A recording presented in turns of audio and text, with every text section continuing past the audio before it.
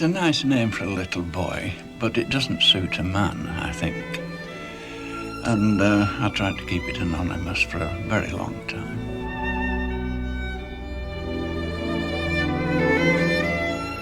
I was brought up in a 2 up and 2 down cottage that was exactly like 10,000 other cottages in Blackburn.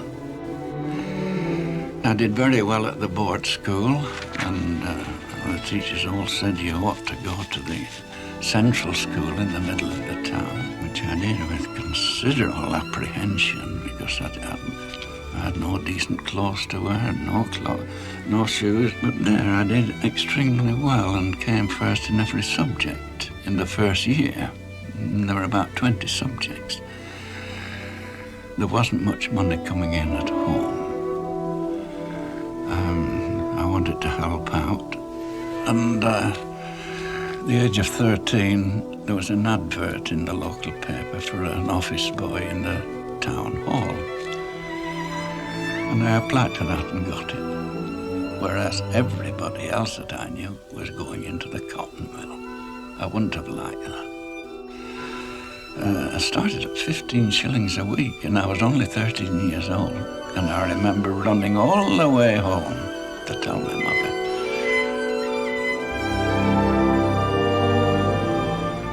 I'd saved up £5, and I'd heard a lot about the Lake District, which until then had been a world away, although there were only 60 miles between us.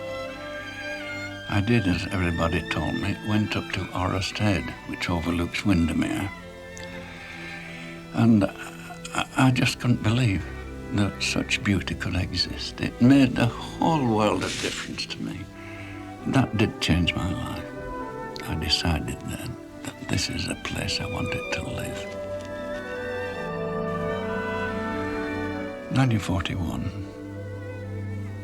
I applied for a job in Kendal, in the town hall in Kendal, and got it. I was trained as an accountant, and when I came to the Lake District, I had a golden opportunity of getting out walking on the fells. And although there weren't many people walking in those days, I was always coming across people who were lost. There were no guidebooks to the fells, and it was important that there should be. So more for my amusement than anything else, I started to write the guidebooks. I thought, when I'm an old man and I can't walk the hills, these will be memories for me. I finished the first volume after 2 years, working every night on them, because I really got obsessed by what I was doing. I was able to illustrate them with drawings.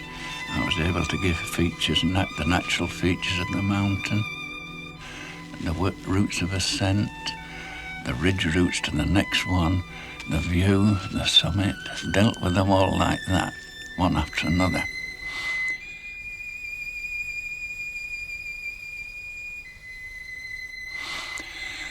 I finished the first book of some 200 pages, and I thought, these might be useful to other people too. And I let half a dozen people see them, and they all, without exception, said, you ought to get this published. At the time, although I'd only £35 saved up, I went to a local printer and asked what it would cost to have us 2,000 copies made. And he worked it out. He said £900. I said, I only got 35. Well, he said, never mind, this book will sell. Pay me off as you sell them. And he went ahead and printed them. Now, that was a wonderful thing.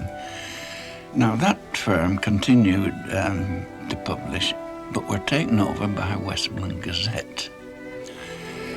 And Westmoreland Gazette have continued ever since to publish most of my books, and they've been a great friend to me. I wanted every page to be exactly as I had written it by hand, so they were all photographed, and that's how the book came into being. I don't think there's any art about walking. And I can't understand why you get tremendous volumes about how to walk. It's a natural thing. But up the fells, which are quite rough, you must take care to watch where you're putting your feet. There's a temptation always to look round at the view as you're walking along. You mustn't do that. That's the way accidents happen. There's been such a change in leisure habits that when I started on the fells, there were very few walkers there. Nowadays, they walk in procession. My pet hate, of course, are school parties, where you get a caterpillar of about 40 kids coming along, and you say good morning to the first one, and the rest of them have to share that, because I'm not going to say it 40 times. I do prefer my own company to that of other people. And during my walking years, I always walked alone. Yes, I am antisocial and getting worse as I get older. But I'd much rather be alone. Prefer silence. It's eerie. There's absolute silence, and all around the mountains are just black silhouettes. And then gradually you get the grey dawn. And invariably in the Lake District, at dawn the valleys are filled with a white vapour, which gradually dissolves, and you watch it gradually dissolves and reveal the fields and pastures below. Wonderful experience. Always alone.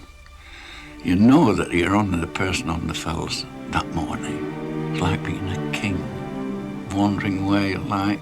This is my throne. And knowing that for 4 or 5 hours at any rate, you've got the fells to yourself to wander just where you like, and nobody else will appear on the scene.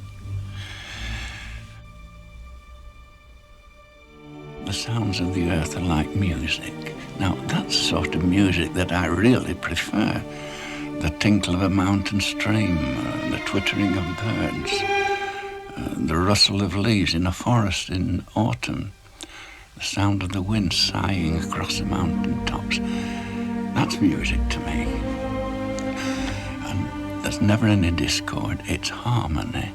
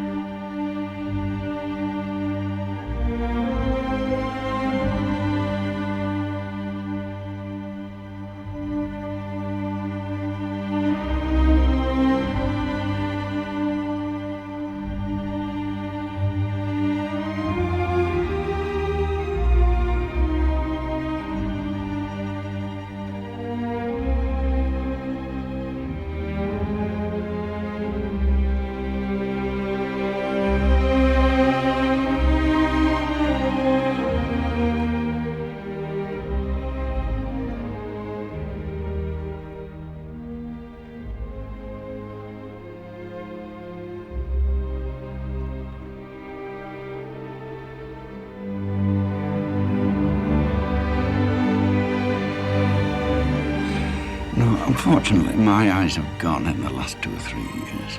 And,